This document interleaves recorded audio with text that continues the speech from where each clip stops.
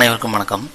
இந்த வீடியோவில் நம்ம பார்க்க போகிறது கஸ்டமர்கிட்ட உங்கள் ப்ராடக்டோட வேல்யூஸை, உங்கள் ப்ராடக்டை பற்றின நல்ல விஷயங்களை கஸ்டமர்கிட்ட என்கேஜிங்காக வைக்கிறது, அவங்க காதில் போட்டுக்கிட்டே இருக்கிறது, அவங்க கண்ணில் காமிச்சிக்கிட்டே இருக்கிறது, அல்லது அதை பற்றின விஷயங்களை அவங்க மூளைக்குள்ளே செலுத்திக்கிட்டே இருக்கிறது.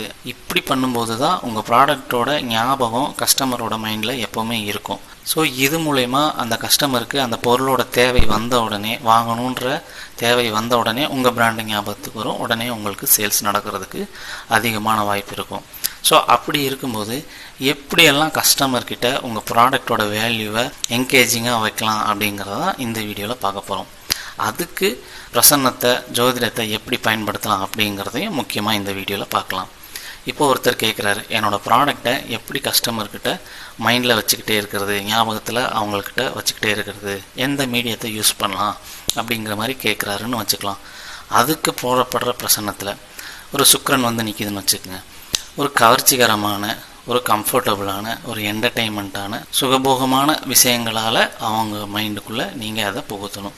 நீங்கள் என்ன ப்ராடக்ட் பண்ணாலும் சரி, என்ன சர்வீஸ் பண்ணாலும் சரி, அதில் சுக்கிரனோட கேரக்டர், சுக்கிரனோட கலர், சுக்கிரனோட குணாதிசயம் சார்ந்த விஷயங்களை அவங்களுக்குள்ளே கொடுத்துக்கிட்டே இருக்கலாம்.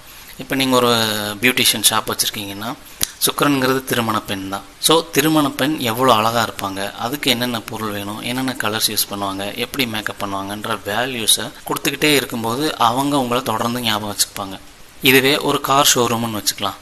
அந்த காரோட கலரு, அந்த காருக்குள்ளே இருக்கிற சீட்டிங்ஸ் அமைப்பு, ஒரு ஏசி அமைப்பு, உள்ளே போனால் அப்படியே கூலிங்காக இருக்கிறது, அதே மாதிரி ஓட்டுறதுக்கு ஸ்மூத்தாக இருக்கிறது, எஃபிஷியண்ட்டாக இருக்கிறது, அந்த காருக்குள்ளே நீங்கள் லக்ஸூரியஸாக உணர வைக்கிறது, இது மாதிரி விஷயங்களை கஸ்டமருக்கு மண்டைக்குள்ளே செலுத்திக்கிட்டே இருந்தீங்கன்னா அவங்க உங்களை ஞாபகத்துக்கு வச்சுப்பாங்க.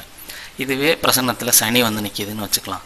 ஹெவியாக உழைக்கிறது, அந்த காரு நல்லா செல்ஃப் லைஃப் நிறைய வர்றது, எவ்வளோ ஸ்பீடாக போனாலும் டயர் தேய்மானம் ஒரு அளவுக்கு தான் இருக்கும், மற்றதை விட கொஞ்சம் நல்லாவே இருக்கும் அப்படிங்கிற மாதிரி உழைப்பையும் ஷெல்ஃப் லைஃப்பையும், ஒரு நம்ம எவ்வளோ ஹாஷாக பிஹேவ் பண்ணாலும் அது தாங்கும் அப்படிங்கிற விஷயத்தையும் அவங்க மண்ணுக்குள்ளே செலுத்திக்கிட்டே இருக்கலாம்.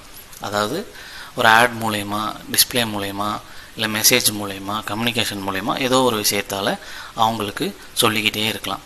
இதுவே குரு இருக்குது அப்படின்னா, நீங்கள் ஒரு கௌரவமான, ஒரு தோரணையான, ஒரு மரியாதையான ஒரு பெரிய மனுஷன் காரில் வந்து இறங்கினா எப்படி இருக்கும் அப்படிங்கிற மாதிரியான விஷயங்களை அவங்களுக்குள்ளே செலுத்திக்கிட்டே இருக்கணும்.